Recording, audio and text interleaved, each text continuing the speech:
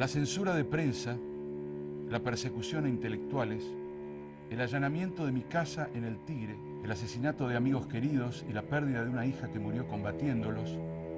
son algunos de los hechos que me obligan a esta forma de expresión clandestina después de haber opinado libremente como escritor y periodista durante casi 30 años. El primer aniversario de esta junta militar ha motivado un balance de la acción de gobierno en documentos y discursos oficiales, donde lo que ustedes llaman aciertos son errores, los que reconocen como errores son crímenes y lo que omiten son calamidades. El 24 de marzo de 1976 derrocaron ustedes a un gobierno del que formaban parte, a cuyo desprestigio contribuyeron como ejecutores de su política represiva y cuyo término estaba señalado por elecciones convocadas para 9 meses más tarde. En esa perspectiva, lo que ustedes liquidaron no fue el mandato transitorio de Isabel Martínez, sino la posibilidad de un proceso democrático donde el pueblo remediara males que ustedes continuaron y agravaron. Ilegítimo en su origen, el gobierno que ustedes ejercen pudo legitimarse en los hechos recuperando el programa en que coincidieron en las elecciones de 1973 el 80% de los argentinos y que sigue en pie como expresión objetiva de la voluntad del pueblo, único significado posible de ese ser nacional que ustedes invocan tan a menudo.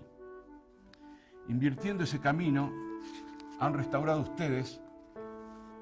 una corriente de ideas e intereses de minorías derrotadas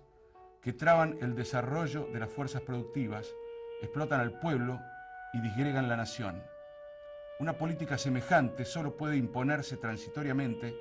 prohibiendo los partidos, interviniendo los sindicatos, amordazando la prensa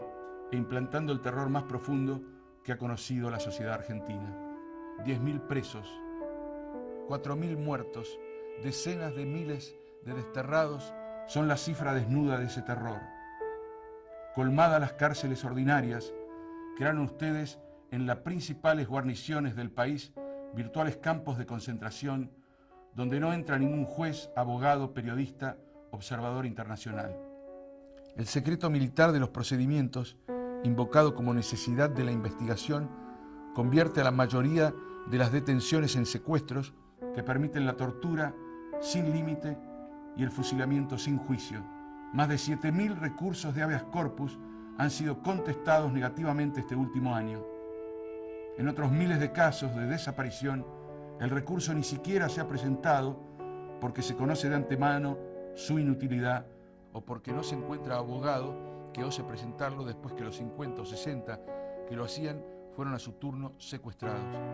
De este modo han despojado ustedes a la tortura de su límite en el tiempo. Como el detenido no existe, no hay posibilidades de presentarlo al juez en 10 días, según manda una ley que fue respetada aún en las cumbres represivas de anteriores dictaduras. La falta de límite en el tiempo ha sido complementada con la falta de límite en los métodos,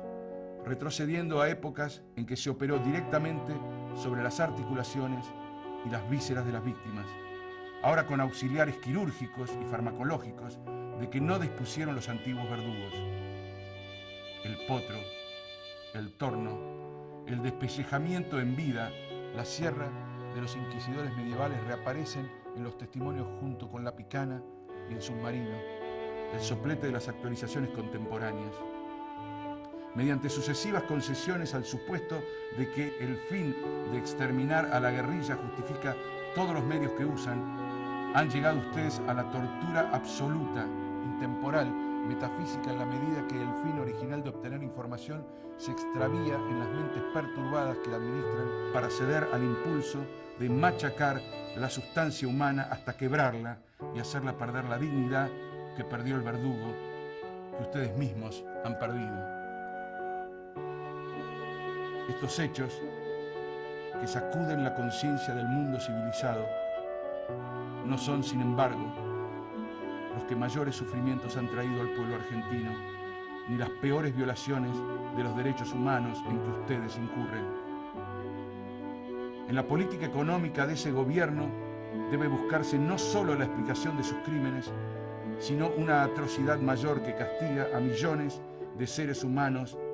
con la miseria planificada dictada por el Fondo Monetario Internacional según una receta que se aplica indistintamente al Zaire o a Chile o a Uruguay o a Indonesia. La política económica de esa junta solo reconoce como beneficiarios a la vieja oligarquía ganadera, la nueva oligarquía especuladora y un grupo selecto de monopolios internacionales encabezados por la AT&T, la ESO, las automotrices, la US Steel, la Siemens, al que están ligados personalmente el ministro Martínez Dios y todos los miembros de su gabinete. Estas son las reflexiones que en el primer aniversario de su infausto gobierno he querido hacer llegar a los miembros de esa junta, sin esperanza de ser escuchado, con la certeza de ser perseguido, pero fiel al compromiso que asumí hace mucho tiempo de dar testimonio en momentos difíciles.